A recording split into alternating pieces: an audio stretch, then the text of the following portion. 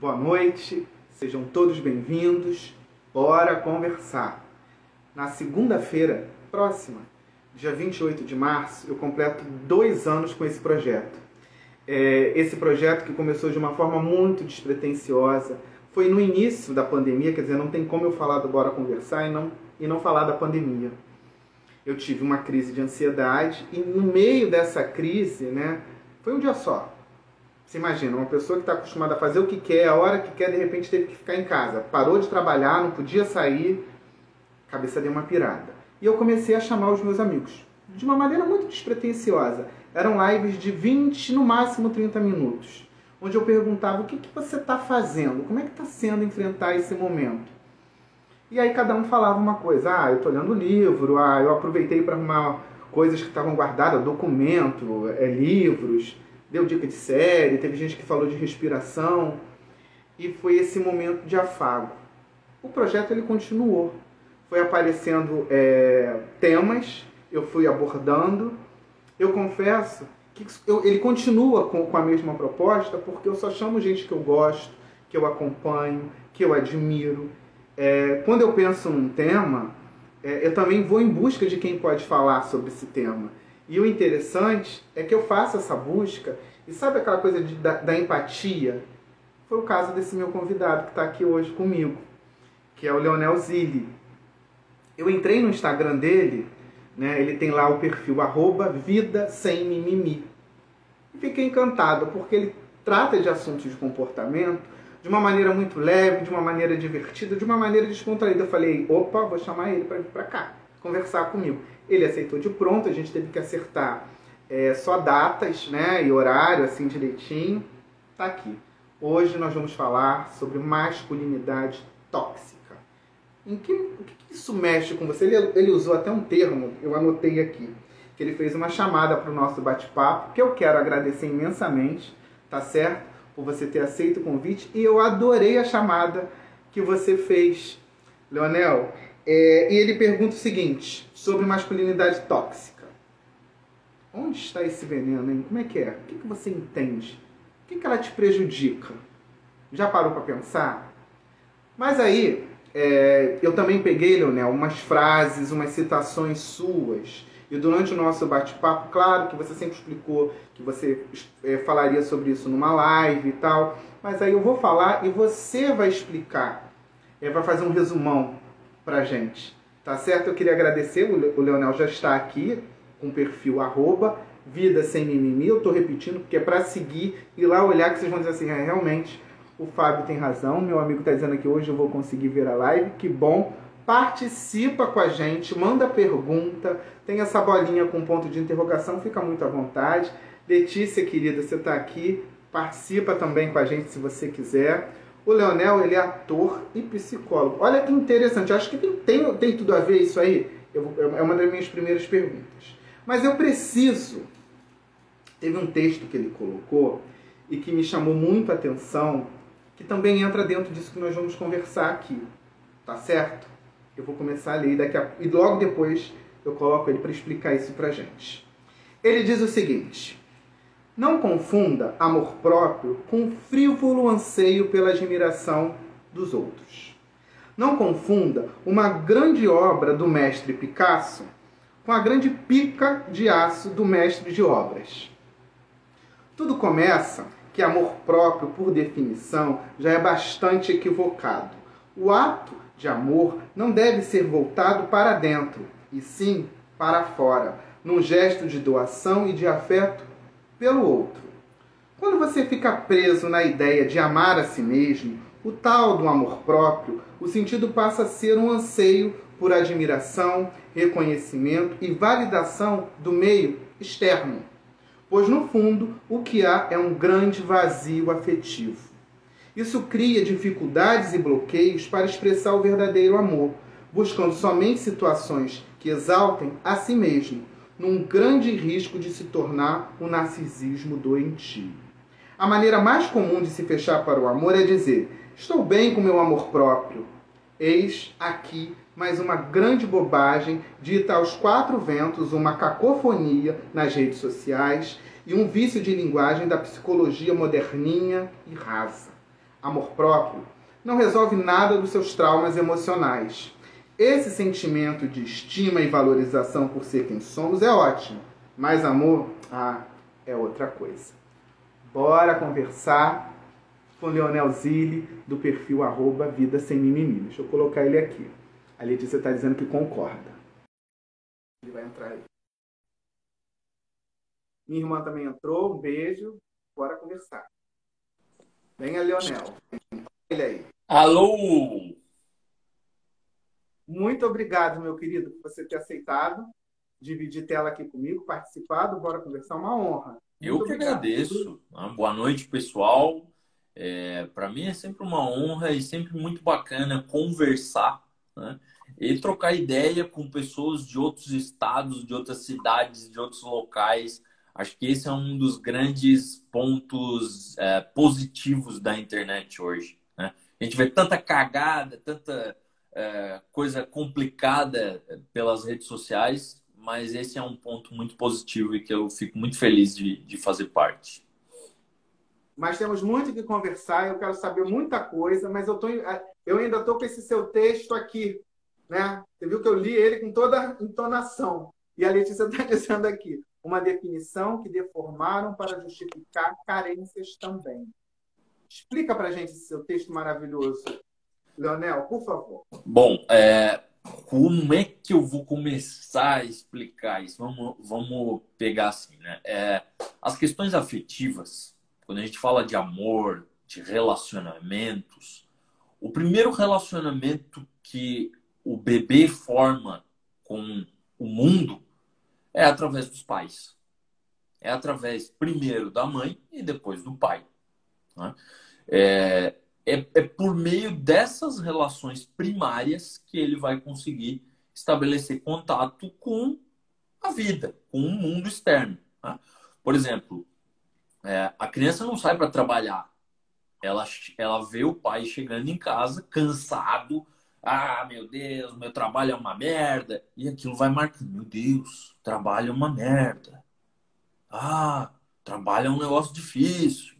Ou o pai que chega em casa, eu amo meu trabalho. Trabalho é algo gratificante. Ou seja, as experiências que nós vamos tendo com relação às nossas emoções e a interação com o mundo é feita primeiro pelos pais, depois pelas instituições, até chegar nas relações amorosas, nas relações íntimas. Que aí é a gente por nós mesmos. Não tem mais pai e mãe para marcar. Eles já fizeram as suas marcações. E existe um ponto aqui do amor próprio que é o seguinte: quando a gente está falando de eu tenho que me dar o amor próprio, eu estou falando de uma carência afetiva, tá? Eu estou falando de algo que falta e que precisa ser preenchido. E o que acontece? Essa carência, ela é natural. Todo mundo tem esse buraco de afeto. Por quê? Porque os nossos pais não são os heróis que a gente imagina que eles seriam, né? Então, eles na relação com a gente, eles vão deixar um cobertor curto, falhas.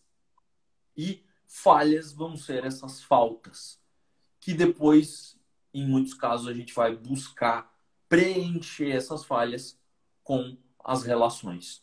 Por isso que, se eu coloco a ideia de amor próprio para preencher o narcisismo, para preencher essa falta paterna ou materna, eu acabo ficando entorpecido por mim mesmo. É o mito de Narciso, né?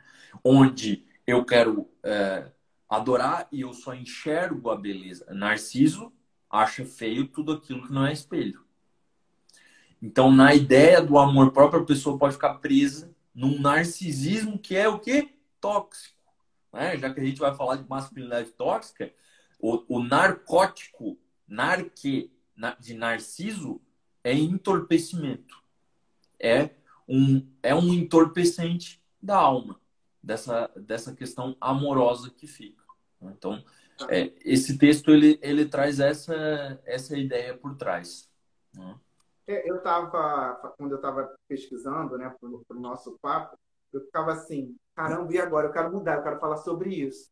Aí depois eu ia olhando, e não, agora eu quero mudar, agora eu quero falar sobre isso. Mas eu falei, não, tem que focar no tema que eu convidei ele, senão ele vai ficar doido comigo. E Então, assim, é muito bom a forma com que você aborda e, às vezes, o texto que você coloca, você tem aquele... Fica aquela, às vezes tem aquela ironia, aquela coisa... Mas peraí, mexe com você. Isso que é bacana. a ideia Né? justamente, né, do Vida Sem Mimimi é trazer essa ideia de sair de um narcisismo, né? Sair do eu, que é o mi, e também o choro infantil. Ah, nós vamos falar sobre isso agora. Mas Então peraí, tem a um Letícia, monte de coisa que eu vou abordar que vai trazer isso como base, né? ela está dizendo aqui. Assim como quando pais não conseguiremos dar tudo. Como dizia meu avô, suas falhas são minhas faltas. É por Exatamente. aí? Exatamente.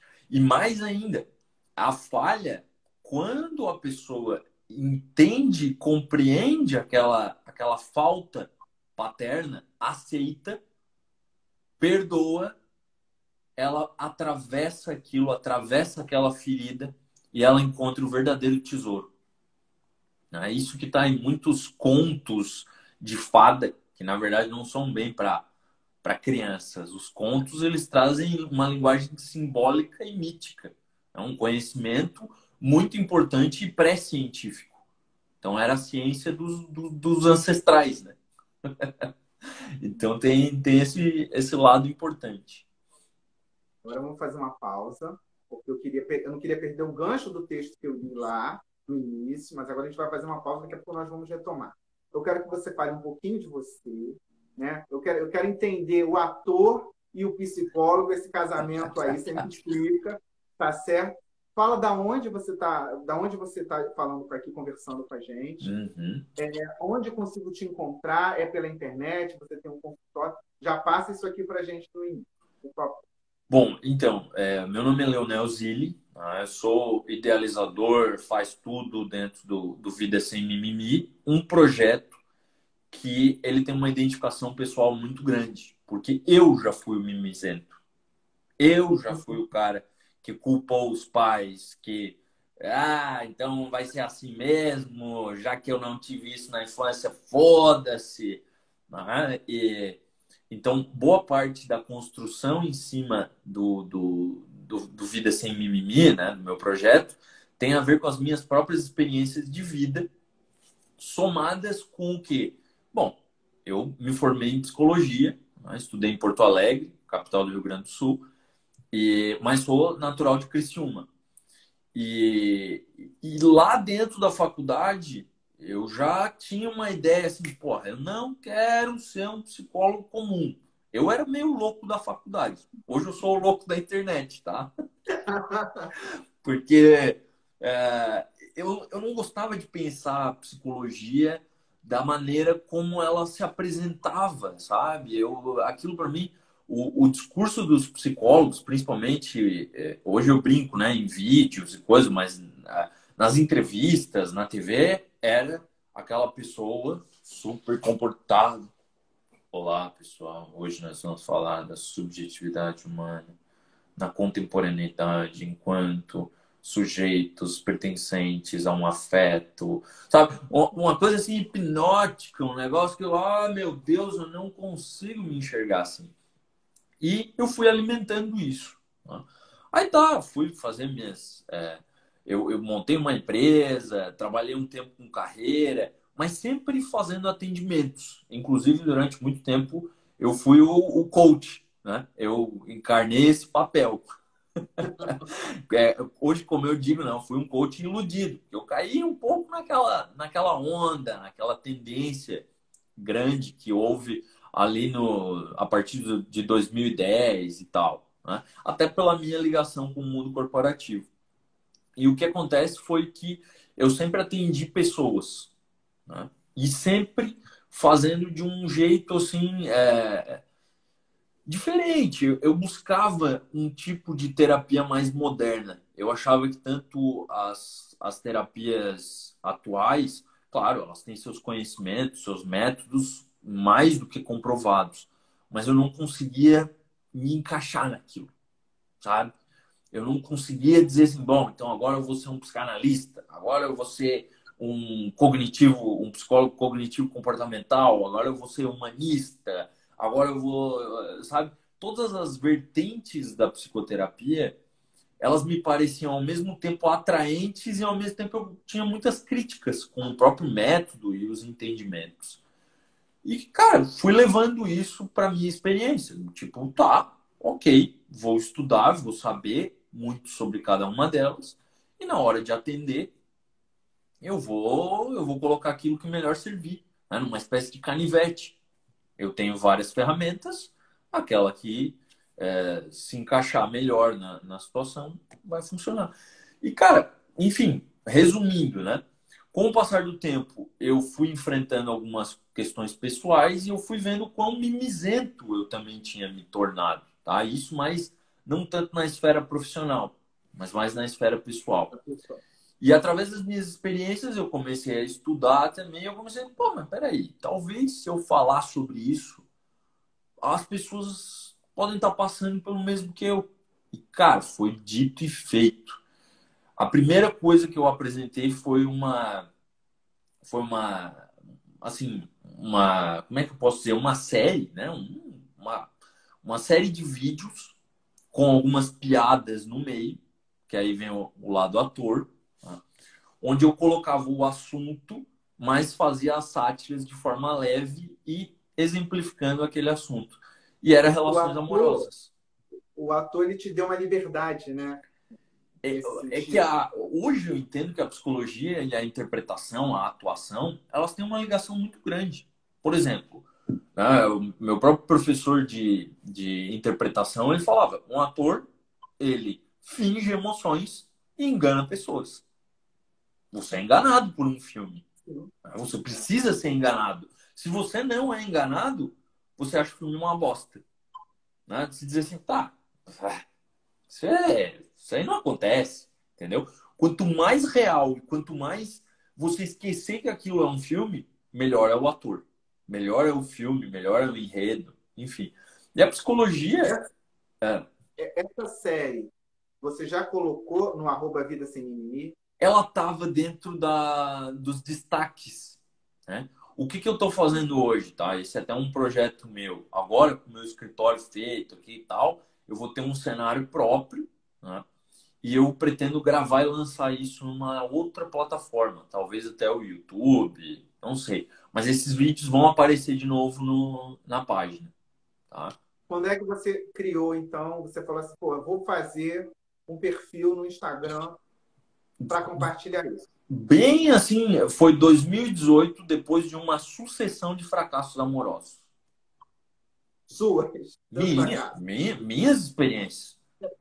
Que eu disse assim, pô, que merda, o que tá acontecendo, o que tá acontecendo? Aí fui investigar e fui ler sobre isso. Eu disse, pô, não ensinam sobre amor na faculdade de psicologia. Não ensinam sobre relacionamento familiar e tal, mas como funciona um namoro, como o que é amor próprio, essas coisas não se ensinam na faculdade de psicologia.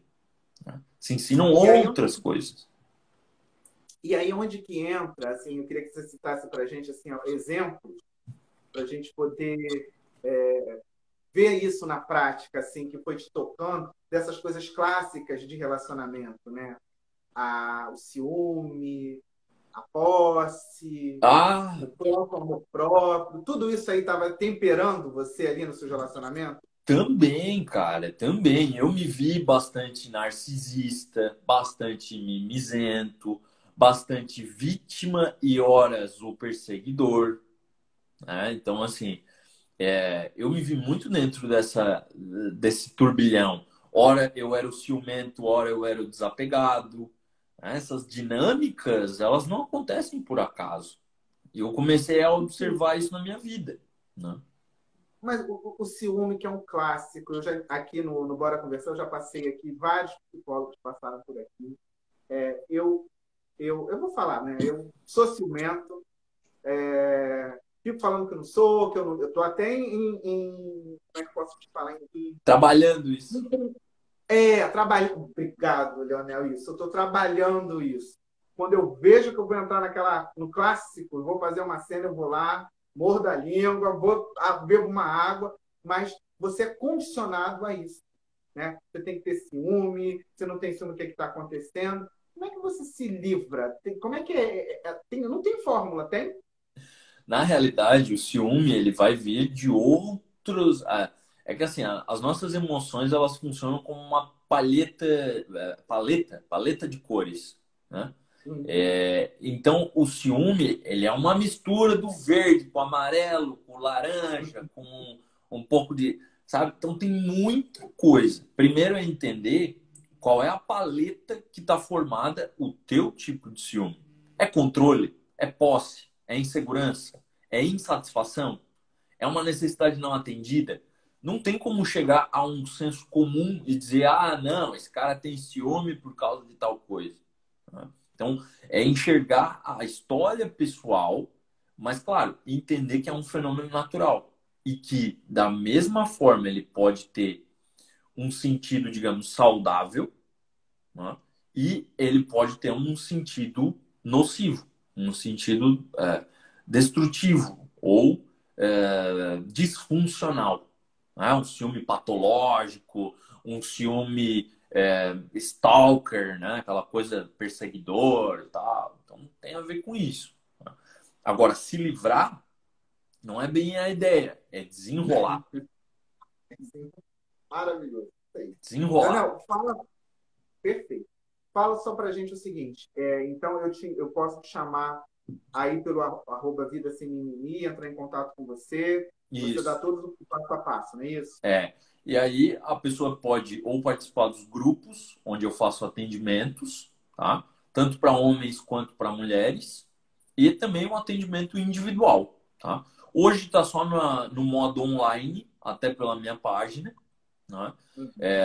Mas também pretendo atender aqui na minha cidade, né? Hoje eu voltei para Criciúma e pretendo. Agora estou construindo meu apartamento, em breve vou construir o consultório. Perfeito. O que é masculinidade tóxica?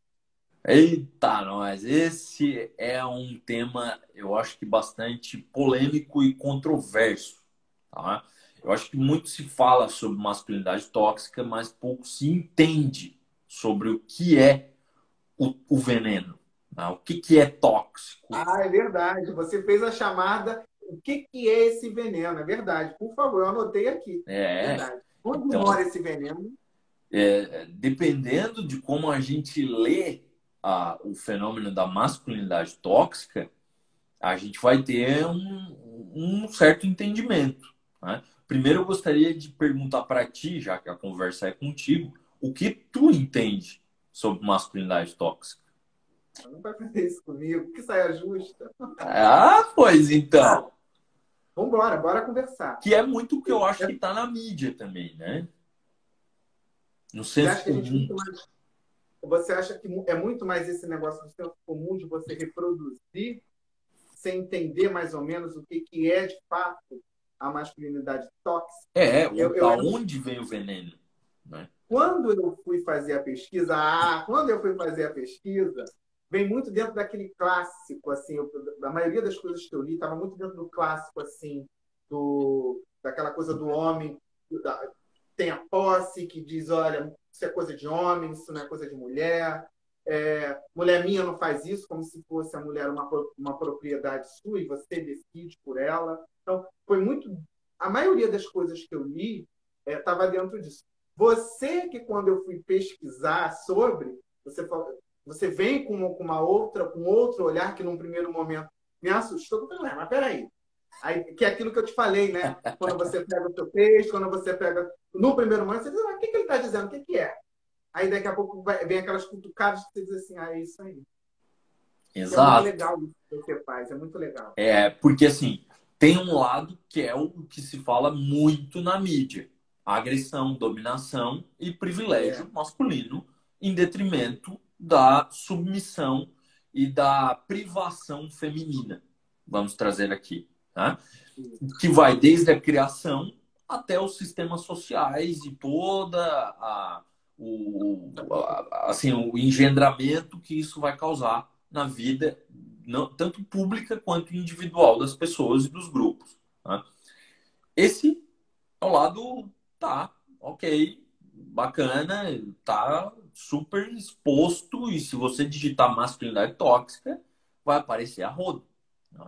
Agora, o que não se fala é da ausência de elementos masculinos que também acaba sendo tóxica. Porque o que acontece com o discurso de masculinidade tóxica é que muito ficou associado que o veneno é por ser homem. E muitas das leituras que a gente pode fazer, tá, dos teóricos, vão associar o veneno ao masculino, como algo A mais B igual C, certo? E a ideia que eu trago é justamente de que o veneno está tanto no excesso masculino quanto na ausência do masculino. E principalmente na ausência de um modelo saudável, onde o que acontece é a dominação daquele elemento violento, daquele elemento sombrio, certo? Quando você está falando isso, eu não sei em que momento eu ia usar essa sua citação. E claro, deixa eu repetir aqui, tudo que o Leonel ele posta lá na rede dele, no arroba Vida Sem Mimimi, ele posta, e quando não tem uma explicação, ele diz, olha, vai ter uma live sobre isso. Então, assim, antes que venham atacá-lo, ele vai dizer, olha, tem uma live que eu explico sobre isso, calma aí. Então, e quem vai responder, perguntar e questionar com embasamento, com argumento, ele está sempre disposto a essa conversa. Isso. Isso não faltar. Obrigado. Aí, eu peguei isso aqui, que também me deu um nó na cabeça. Já passou da hora de irmos além do machismo e do feminismo.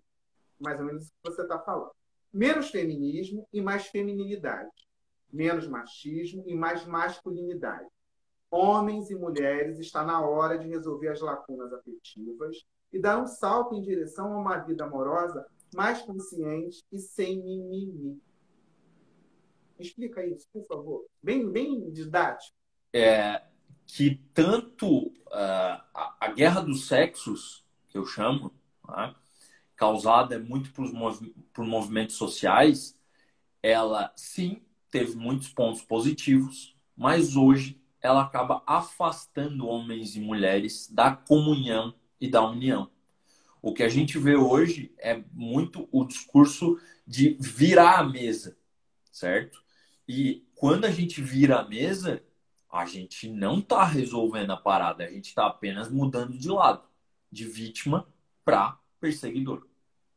Então, colocar o outro numa postura de vítima e eu passo a ser o perseguidor, quando eu não aguento mais ser a vítima e coloco o outro como perseguidor. Então, tanto esses extremos, eles vão se equivaler. E eles vão se equivaler porque o que está lá no fundo é justamente a ferida afetiva. O homem machista, ele precisa esconder todo o medo que ele tem do seu elemento feminino. Assim como a mulher, dentro de uma lógica de empoderamento digamos, dos grupos e narrativas feministas mais atuais, ok?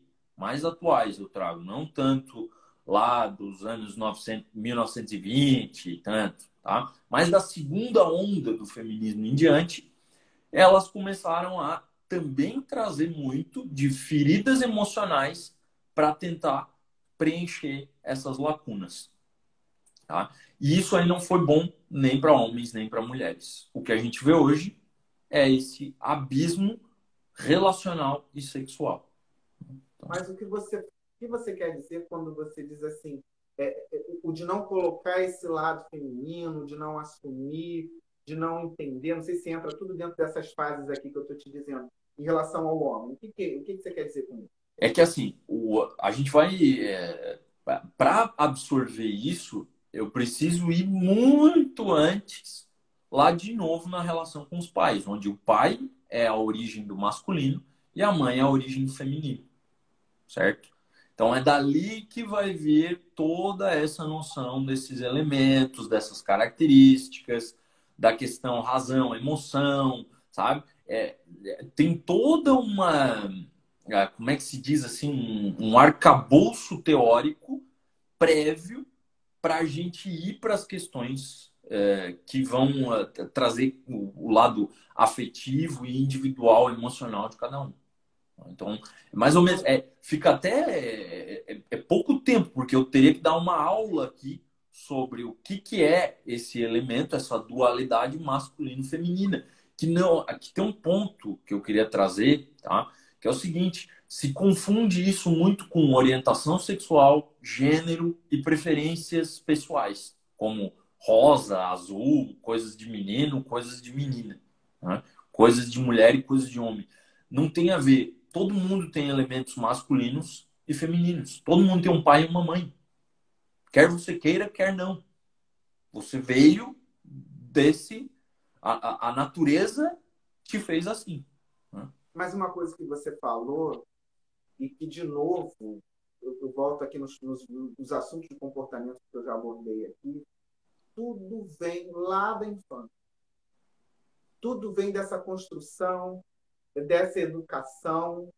E eu só vou conseguir modificar isso, de repente, esse homem de hoje, né? Com a educação que ele recebeu. Então, assim, a educação que eu hoje, Fábio, vou oferecer para o meu filho vai ser um fator culminante desse homem aí que ele vai ser. É Vai, isso? mas, de novo, vai ter a ferida. Vai ter a lacuna, vai ter a falta. Tu é humano, tu não é perfeito. Teu filho vai ter alguma falta. Eu, quando for pai, vou deixar uma falta pro meu filho. E vou saber que, ao mesmo tempo, ele vai ter uma imagem, até sei lá quantos anos, né? Que eu vou ser o herói e salvador dele. Ou que eu vou estar sendo o perseguidor e o cara que ele precisa derrotar, digamos assim, né? No seu nível fantasioso. Mas aqui, a ideia é a seguinte: vai ter sempre a falta. É inevitável. Isso é a experiência humana, a experiência psicológica. Mas quando a gente começa a falar dessas diferenças, homem, mulher, essa desigualdade que tem aí e que vem aí de anos sendo construída, como é que eu vou equivaler essa relação? Como é que eu vou conseguir, ao menos tentar equivaler aí, equilibrar esse relacionamento aí? Porque Depende a todo momento, de qual relacionamento tu fala, porque pode ser o relacionamento da esfera social, pode ser o relacionamento da esfera amorosa, pode ser o relacionamento da esfera parental. tem várias vertentes São dentro desse muitos assunto. sistemas. É que se a gente olha para as coisas com apenas um fenômeno, com apenas um viés, não vai ter o olhar completo. É como tu tentar olhar uma obra de arte apenas. Aí tu olha assim, opa, agora eu vi um negócio diferente. Opa, agora eu vi um negócio diferente. Quando a gente só tem um olhar, o fenômeno ele fica reduzido. Por isso que eu gosto muito de abordar.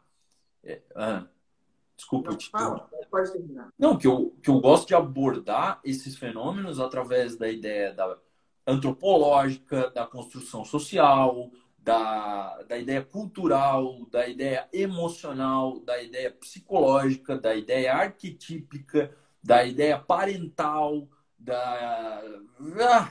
né, que é familiar, muita Eu tenho, coisa. eu tenho estudado muito, inclusive eu estou até. Bom, eu vou falar porque eu também uso, e aí você me corrige que depois eu paro de falar. Que Claro. é o tal da estou em desconstrução. Você também tem escutado muito isso? É mimimi, Leonel? É? É quando se torna destruição, Porque eu né? escuto, não, estou em desconstrução, estou Porque revendo. Me assim, a explica aí. Tem gente que parar de falar isso? não é parar. É que tu tem que ter uma ideia aqui que é a seguinte: tem coisas que sim precisam ser desconstruídas e destruídas até, né? Eliminadas. Outras, não. Se você. Sabe quando. Eu não sei dar um exemplo aqui do que poderia. Mas sabe quando tu corta algo demais? Tá? Quando era para cortar só um pedacinho e cortou além, né? é o que acontece com a desconstrução quando ela se torna fixada. Quando a gente só sabe desconstruir, talvez a gente comece a perder, e é muito o que acontece hoje, perder laços que são importantes. Por quê? Porque eu acabo desconstruindo, desconstruindo, desconstruindo, e em certo ponto isso vai regredindo psiquicamente. Porque eu tenho que voltar a algumas coisas, eu tenho que entender, mas assim, se eu só ficar nessa dinâmica e não construir nada no lugar, vai ficar vazio. Então a desconstrução ela precisa ser contextualizada e circunscrita, porque senão eu vou cortar coisa demais e vai dar merda. Primeiro, o que você pensa sobre e o que você, o feminismo, né? Ele entra aí dentro desse clã que nós estamos falando. Exato. De novo, é um marco histórico, é um movimento social, teve a sua validade, mas existem alguns autores que falam sobre uma ideia de contraprodutividade paradoxal, que é o quê? Todo movimento social ele surge como uma tentativa de reverter alguma situação, de ativação das massas, enfim, de alguma coisa que está lá velada e aquela pessoa vem e, opa, temos que falar sobre isso. Né?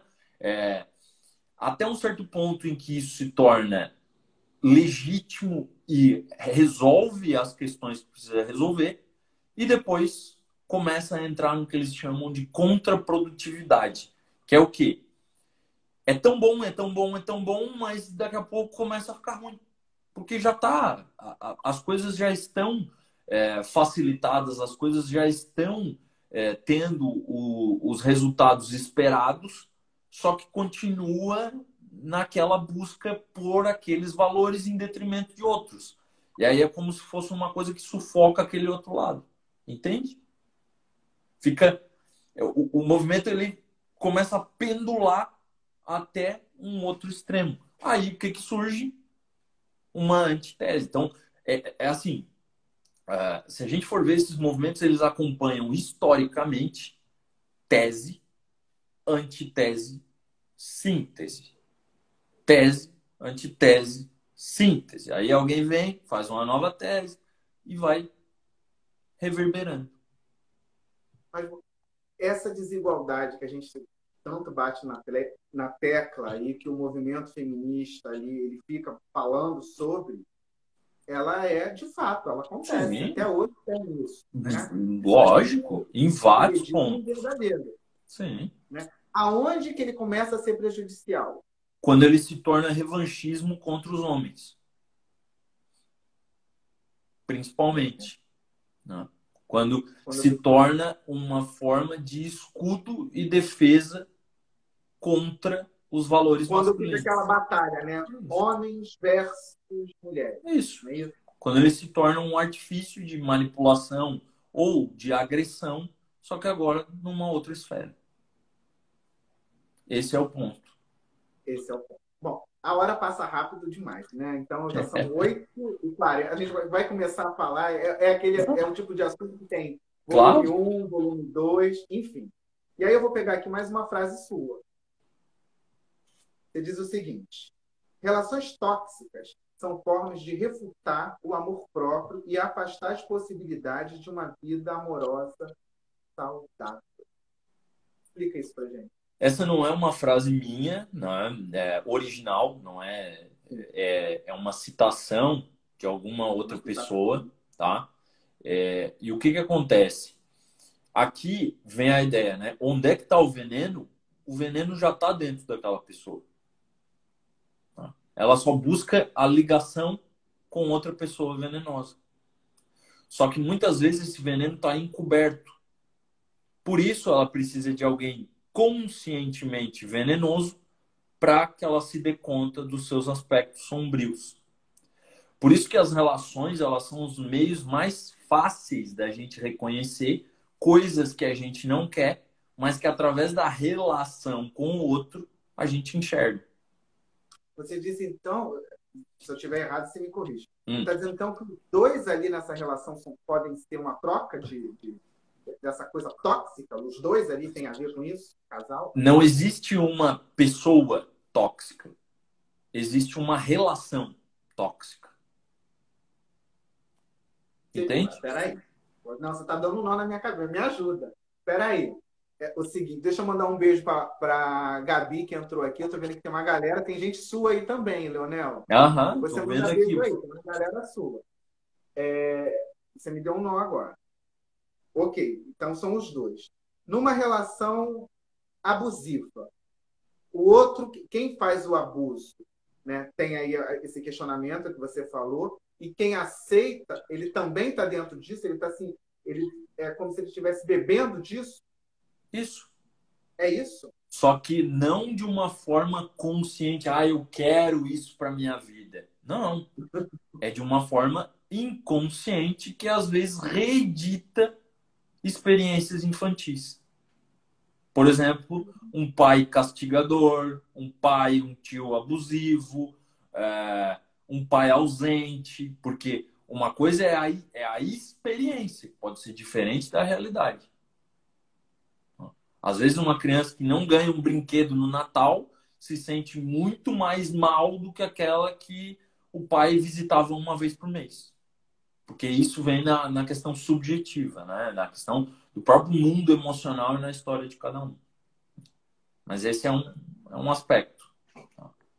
Vamos para outro. Muito, que tem a ver com... Engraçado que eu peguei assim, eu falei assim, será que isso aqui vai ficar desencontrado? Não, Só que está casando tudo tá que eu tudo peguei lá na hora da dentro. pesquisa.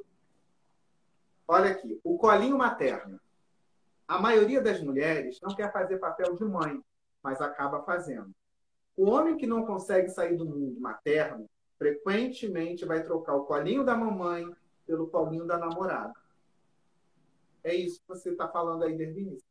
Porque aí num outro aspecto, quando existe a ausência de um elemento que propulsiona o homem a crescer e a se tornar um adulto, um homem maduro, ele vai para um papel infantil. Então, quando a gente fala de um deslocamento de papéis, quando o homem não quer assumir um papel, né, porque o empoderamento foi colocando isso para o homem. A mulher está tomando espaços que antes eram só dos homens. Só que os homens não foram muito para essa ideia assim de, nós vamos então ocupar os espaços das mulheres. Não foi combinado com eles, tá? Num aspecto macro histórico aqui. O que acontece? Eles regridem. Por isso a gente vê hoje homens com 54 anos de idade ainda sendo o tiozão da suquita. Né? Conheço um. Eu conheço. 30 e poucos anos não saíram da casa dos pais, não têm independência financeira, não se vestem igual uma pessoa adulta. Né? Tá lá no cinema esperando o filme do Batman começar com a camisa do Batman. E aqui entendo, o erro não é você gostar do Batman, não é você ir no cinema, é você fantasiar que você é o Batman. Entendeu? É você fantasiar que o Batman é o ápice das suas experiências oníricas, vamos chamar assim. Né? Eu achei muito bom isso aqui. Eu queria que você me explicasse sobre o guerreiro sábio, o fofo e esse machão que tem aí. Exato. E aqui entra muito a ideia da questão da masculinidade tóxica. O veneno, ele vai estar nos dois extremos. No excesso, no manto machista, e também numa postura suave e ineficaz.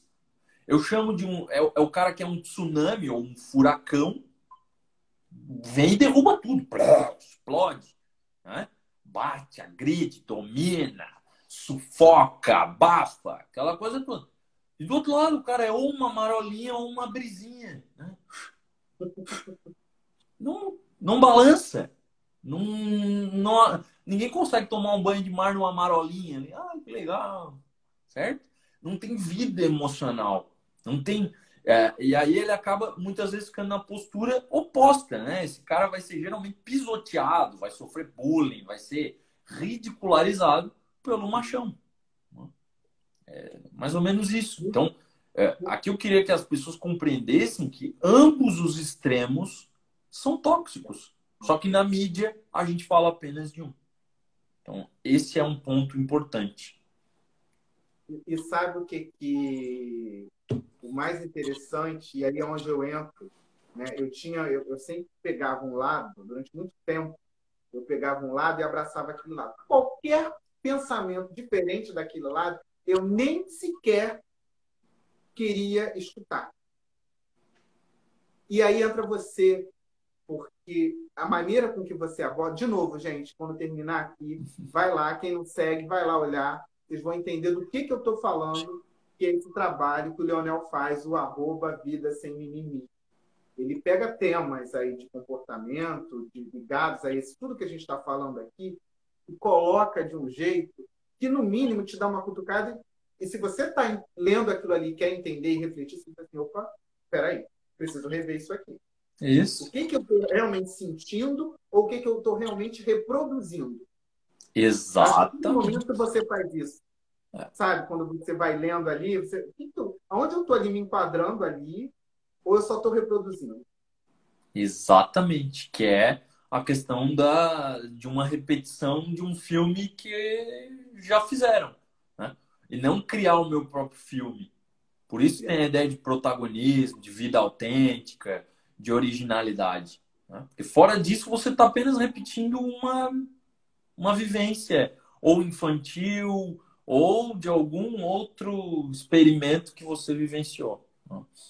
Mas eu queria que você me falasse também do homem tirano, do sádico, do manipulador frio e do Isso. viciado. Me fala de cada um deles, por favor. Eu vou te dar um entendimento, tá? O que que é?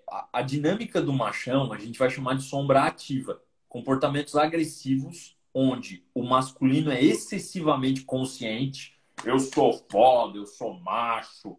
Precisa dessa afirmação.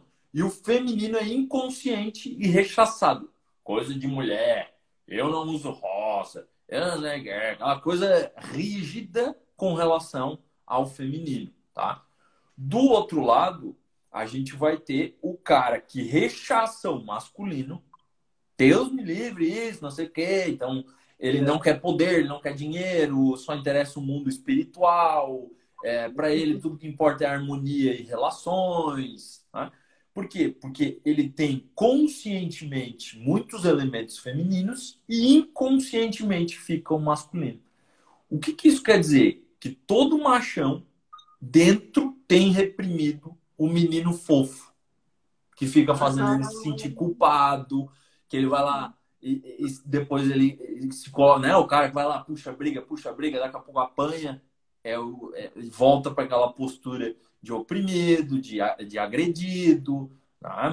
Até porque muitos dos que buscam essas brigas apanharam do pai, né? Apanharam na infância. Então tem essa loucura toda.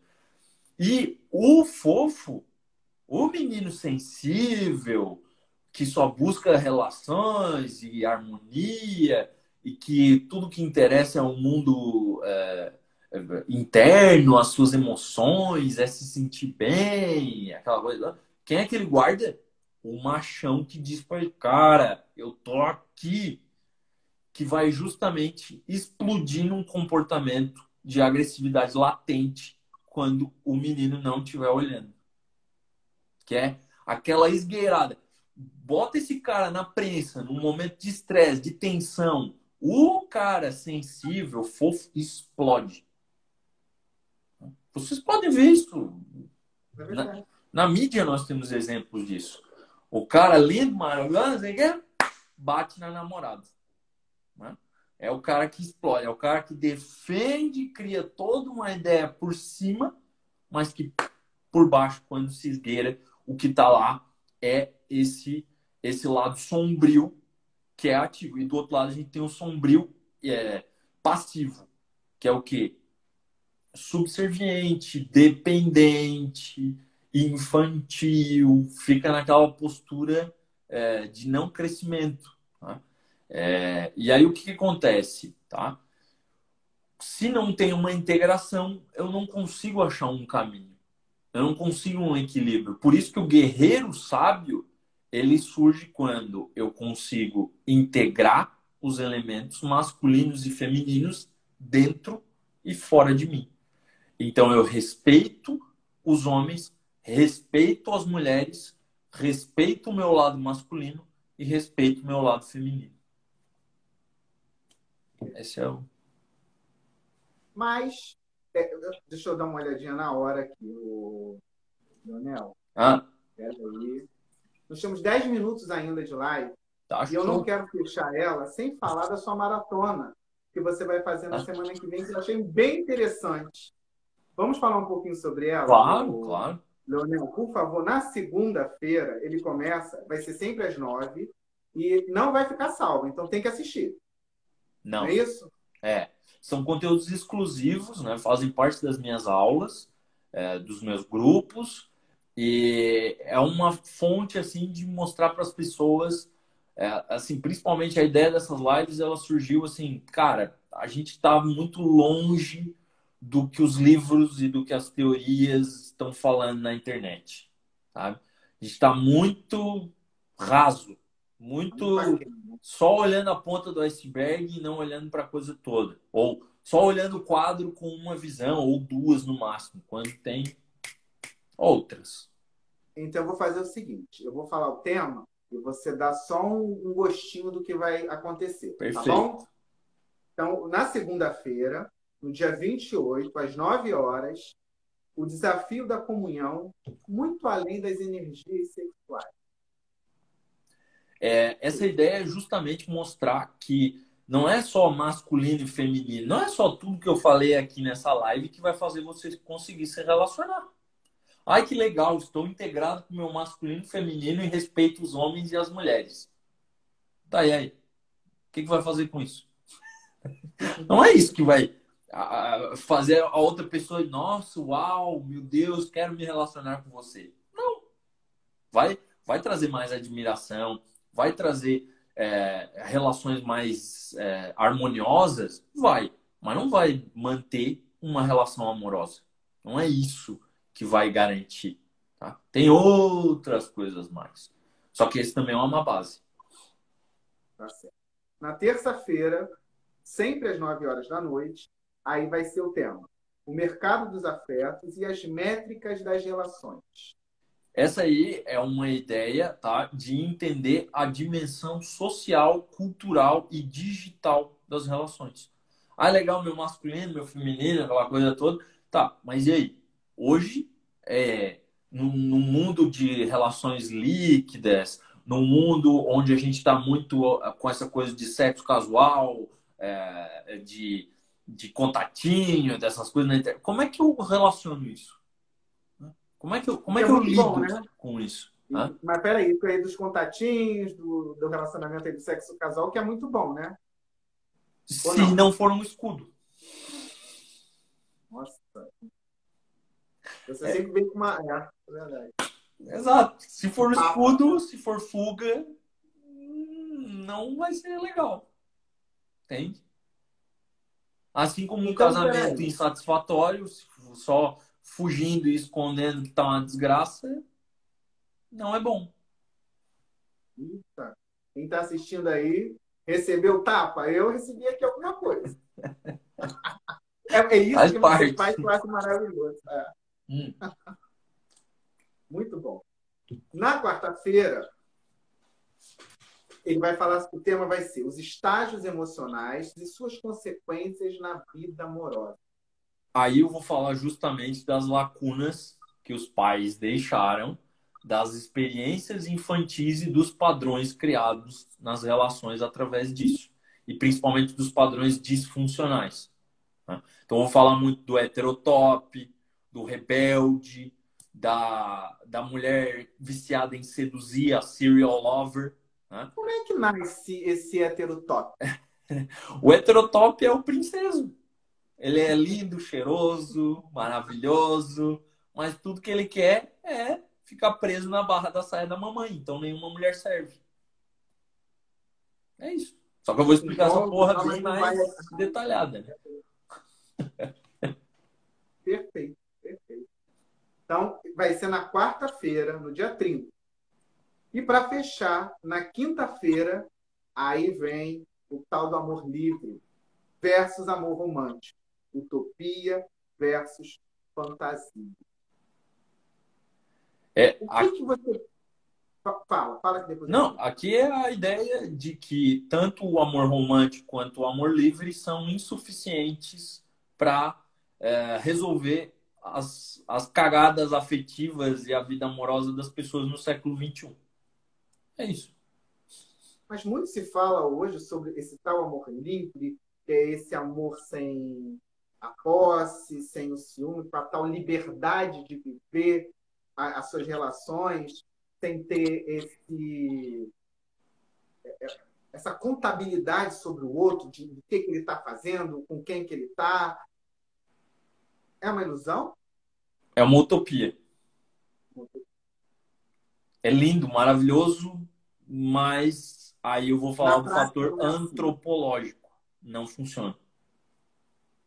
Mas esse amor romântico que fala exatamente ao contrário, que defende o casamento, a relação, vamos ser felizes para sempre, vamos ter os nossos filhos. Eu ainda acredito, me corrija de novo se eu estiver errado, né? Esse amor romântico aí que dita tudo isso, é tudo dentro dessa reprodução que a gente vem fazendo aí há milhões e milhões de anos, não é? É que é uma ideia fantasiosa que a gente tenta colocar na realidade que também não funciona. E que também não funciona. Por isso que eu vou colocar amor livre versus amor romântico, utopia versus fantasia. Qualquer um dos dois que você seguir, a tendência não vai ser o que você esperava. Vai trazer Agora, consequências. para a gente poder fechar o nosso papo, vem cá. O que você pensa sobre casamento? Boa, Nossa ideia de casamento. casamento. O casamento, antes de tudo, ele é um ritual. Né? Ele é um ritual que simboliza essa união, essa entrada da vida adulta, né? Como era no passado. Né? Hoje, o casamento moderno, ele perdeu um pouco da sua essência e ele está um pouco idealizado, na ideia de que tanto idealizado quanto rechaçado. Né? Assim, porque, tá, vamos pensar, né?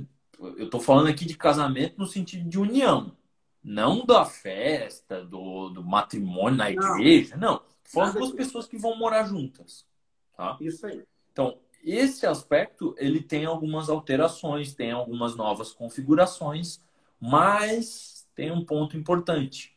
Ele nunca foi para fazer as pessoas felizes. Tá? Então, quando a gente confunde a ideia de casamento com felicidade, a gente se ferra. Porque o casamento ele serve justamente para dar estrutura e uma, uma, é um simbólico para a sociedade. Porque, por exemplo, imagina você, né, tá lá com a pessoa e tal, e aí vocês decidem fazer uma festa de casamento para 500 na cidade. E é padre, é dinheiro, não sei o quê, aquela coisa toda. O que vai se formar, né? Todo um contexto, um ritual, uma cerimônia. Quando tiver a primeira briga, você não vai embora de casa. Você não vai assim do nada. Ah, não, peraí. Vamos acabar com tudo isso. Cara, fez um juramento na frente de geralmente de uma instituição religiosa, geralmente na frente de muitas pessoas, na frente das famílias de cada um, você não vai correr da raia tão fácil. Você só vai romper isso se o troço for pra capar, for realmente limitante, desgastante, sufocante, aquela coisa toda. For mal, né? Fizer mal. Do outro lado, se você também achar que tudo é uma questão de felicidade, tá, você já vai se juntar pensando em separar. Então, por isso que muitos casamentos hoje dão errado. As pessoas já chegam pensando em se separar. Ah, se der merda, eu volto para lá, você para cá, e ok. E também tem uma dependência, né, Leonel, que é depositado no outro como se ele tivesse a responsabilidade de te fazer feliz. Isso. A nossa live vai acabar em 20 segundos. Eu te falei, tá Pessoal, vendo? agradeço vocês. Vem cá, a gente volta só para se despedir. Pode ser, volta. Vamos voltar só para a gente se despedir, porque senão fica feio. Aí vai tá aqui 10 segundos, 9. Ainda bem que ele avisa, porque geralmente ele não me avisa. Ele Eu sei corta como é no que é. negócio lá. Você sabe como é que é. Volta Eu aí, vou pessoal. voltar, Já tá? vamos